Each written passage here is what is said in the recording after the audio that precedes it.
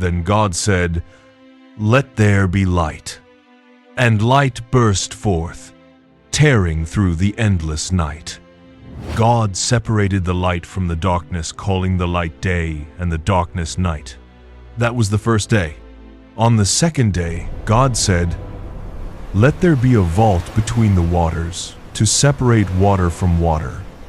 And so he made the sky vast and blue, stretching between the waters above and the waters below. That was the second day. On the third day, God gathered the waters under the sky into one place, and dry land appeared. He called the dry land earth, and the gathered waters seas. Then he spoke again, and the earth brought forth grass, plants yielding seed, and fruit trees bearing fruit according to their kind. The world came alive with color and fragrance, green fields, blossoms, and fruit of every kind. God saw that it was good.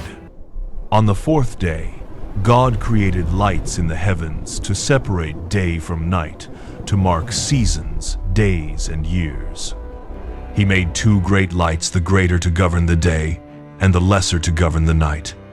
And he scattered the stars like jewels across the sky. God saw that it was good. On the fifth day, God said, "Let the waters teem with living creatures, and let birds fly across the vault of the sky.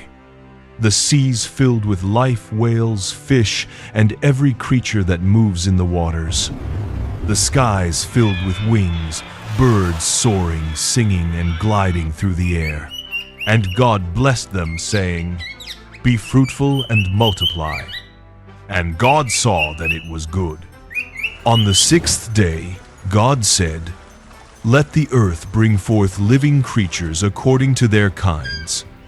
And so came the beasts of the field, the cattle, and every creature that crawls upon the earth.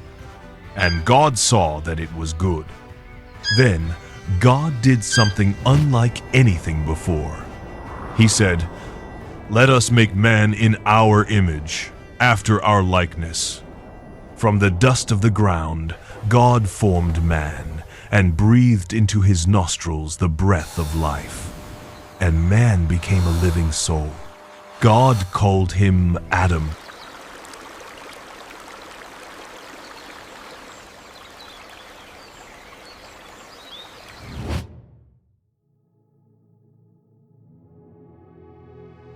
The Lord planted a garden eastward in Eden, a paradise of life and beauty. Every tree that is pleasant to the eye and good for food grew there. In the middle of the garden stood two trees, the tree of life, radiant and eternal, and the tree of the knowledge of good and evil, beautiful yet forbidden. From Eden, 4 rivers flowed to water the earth. The Pishon, winding through the land of Havilah where gold is found. The Gihon, flowing through the land of Cush. The Tigris, running east of Ashur. And the Euphrates, bringing life to the lands beyond. God placed Adam in the garden to work it and to keep it. He commanded him, saying, "You may eat from every tree in the garden, but of the tree of the knowledge of good and evil you shall not eat, for in the day you eat of it you will surely die." Then the Lord said, "It is not good for man to be alone. I will make a helper suitable for him." Out of the ground, God formed every beast of the field and every bird of the air, and brought them to Adam to see what he would name them. And whatever Adam called each living creature, that was its name. But among them all, no companion was found for Adam. So God caused Adam to fall into a deep sleep. And while he slept, God took one of his ribs and closed the place with flesh. From the rib, God made a woman and brought her to the man. And Adam said, "This is now bone of my bones and flesh of my flesh. She shall be called woman, for she was taken out of man."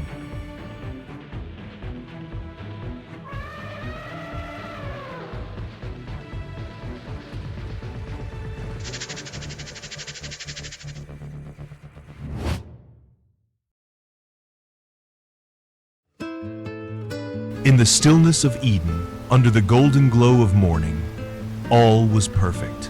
Life, peace, and the presence of God. But among the branches of the tree of the knowledge of good and evil, the serpent watched. Crafty and silent, it slithered closer and spoke to the woman. "Did God really say you must not eat from any tree in the garden?" Eve answered, "We may eat from the fruit of the trees in the garden." But God said, "You must not eat fruit from the tree in the middle of the garden. You must not touch it, or you will die." Then the serpent whispered, with a voice smooth as shadow, "You will not surely die, for God knows that when you eat of it, your eyes will be opened, and you will be like God, knowing good and evil." The woman looked at the tree. Its fruit was beautiful, shining in the light, full of promise. Desire stirred within her heart. She reached out, took the fruit, and ate. Then she gave some to her husband, who was with her, and he ate. And their eyes were opened. In an instant, innocence was gone. They felt shame and saw their nakedness. Hastily, they sewed fig leaves together to cover themselves. Then they heard the sound of the Lord God walking in the garden in the cool of the day. Fear filled their hearts, and they hid among the trees. God called out, "Adam, where are you?" Adam answered, trembling, "I heard you in the garden, and I was afraid because I was naked, so I hid." God said, "Who told you that you were naked?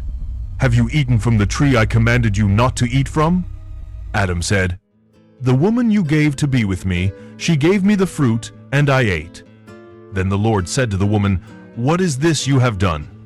Eve replied, "The serpent deceived me, and I ate." And the Lord said to the serpent, "Because you have done this, you are cursed above all creatures.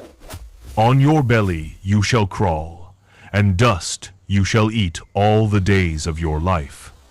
I will put enmity between you and the woman, and between your offspring and hers.